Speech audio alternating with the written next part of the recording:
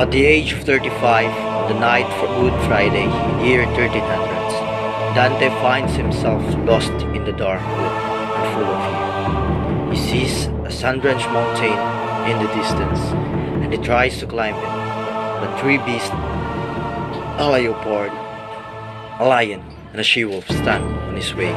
Dante is forced to return to the forest, where he meets the spirit of Virgil, who promises to lead him on a journey through hell, so that he may be able to enter the paradise. Dante agrees to the journey and follows Virgil to the gates of hell. The two poets enter the vestibule of hell, where the souls of the uncommitted are tormented by beating insects and damned to chase a blank banner around eternity. The poets reach the banks of river Acheron, where souls await passage into hell. The ferryman Charon reluctantly agrees to take poets across the river of Limbo to the first circle of hell, where Virgil permanently resides. In Limbo, the poet stops to speak with other great poets, Homer, Ovid, and Horace, and Lucan, and then entered the great citadel where philosophers resides. Dante and Virgil enter hell proper, the second circle, where the monster Minos sits in judgment of all the damned and sends them to the circle according to their seat. Here, Dante meets Paolo and Francesca, the two unfaithful lovers buffeted about in a windy storm. The poet moves on the third circle, the gluttons, who are guarded by the monster Cerberus. These sinners spend eternities wallowing in the mud and mire. And here, Dante recognizes a Florentine Jacob, who gives Dante the first of many negative prophecies about him and Florence. Dante and Virgil enter the fourth cycle and are stopped by raging Plutus. But Dante, as he has chastited the monsters in previous circles, Plutus collapses, falls to the ground, and the poets pass.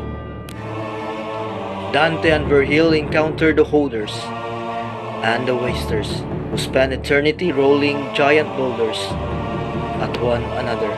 They move to the fifth circle, the March, comprising the river of Styx, where Dante is accosted by Florentine, Filippo, and Argentine.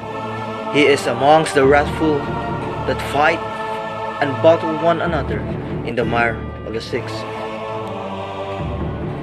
They move to the fifth circle, the March, compromising the river of Styx, where Dante is accosted by Florentine, Filippo, and Argentine. As the boat makes its way to the other side of the swamp, a soul rises from the slime and calls Dante. The soul is Dante's Florentine enemy, Filippo Argenti, one of the wrathful in March. Dante and Argenti exchange words, and Dante wishes that Argenti receives further punishments.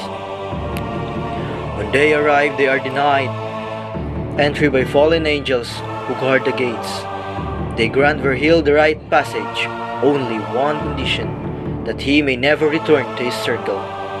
Virgil agrees to enter alone and open the gates of Dante, but in task he is unsuccessful. Out of nowhere appear the Furies, three female figures stained in blood with serpents entwined around their bodies. That is Migiara on the left and one on the whips. On the right is Alecto. Tisiphone is on the middle. They decided to summon Medusa to turn Dante to stone. Virgil cautions Dante to hide his eye against the beast, placing his own hands over Dante's eyes. Dante recognizes the heavenly messenger, and Virgil asks him to remain quiet and bow down. The angry messenger reaches the gate, which opens at the touch of his wand. He then reproves the insolent angels for trying to stop what is willed in heaven and reminds them of their injuries suffered by Cerberus when he was dragged to the upper world. The city of Dis begins Circle 6, the realm of the violent. The poets enter and find themselves in Circle 6, realm of heretics, who resides among the thousands of burning tombs. Dante stops to speak with two sinners, Farinata di Oberti, Dante Ghibelli's enemy, and Cavalcante di Cavalcanti, father of Dante's poet friend, Guido.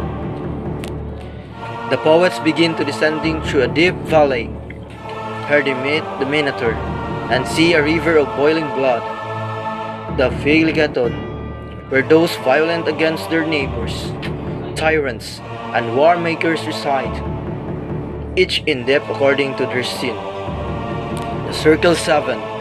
The next circle is comprised of three smaller circles. One circle for violence against persons and their goods, another circle for violence against themselves, and the final circle for... Here Dante speaks with the soul of Pier del Vini and learns his sad tale. In the third round of Circle 7, as desert wasteland, awash in a rain of burning snowflakes, Dante recognizes and speaks with Capaneus, a famous blasphemer. He also speaks to his beloved advisor and scholar, Brunetto Latini. This is the round held for the blasphemers, sodomites, and usurers. The poets then enter Circle 8, which contains a 10 chasm or ditches. The first chasm houses the panderers and the seducers who spend eternities lashed by whips.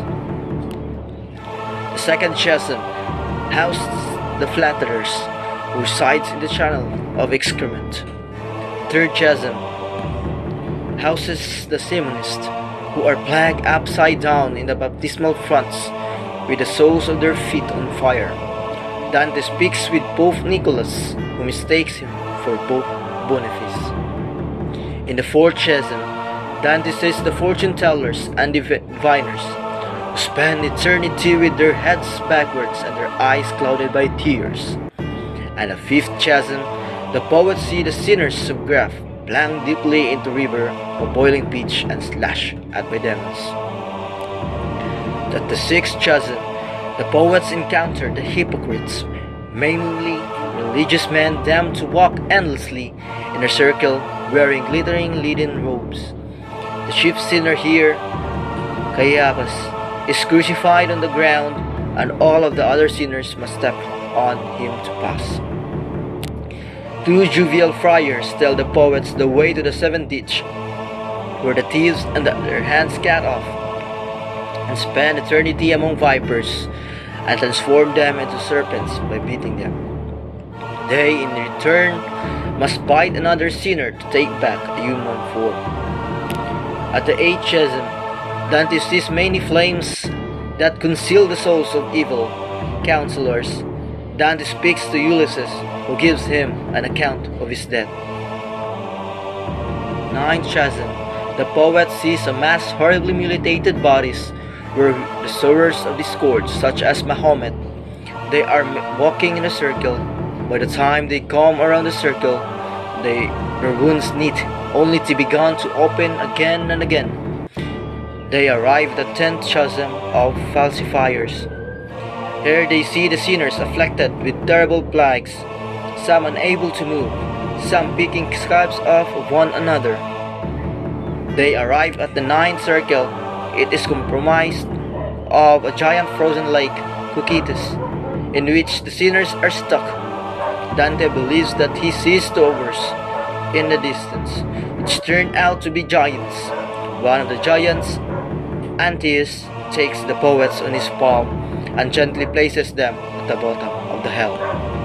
But after hearing this story refuses the fourth round of Circle 9 and the very final pit of hell, Judica houses the traitors to their masters, who are completely covered and fixed in the eyes, and Satan, who is fixed waist deep in eyes and has 3 heads. each which is shewing a traitor, Judas, Brutus, and Cassius. The poets climb Satan's side, passing the center of gravity, and find himself at the edge of the river Lith, ready to make a long journey to the upper world. They enter the upper world just before dawn, Easter Sunday, and they see the stars overhead.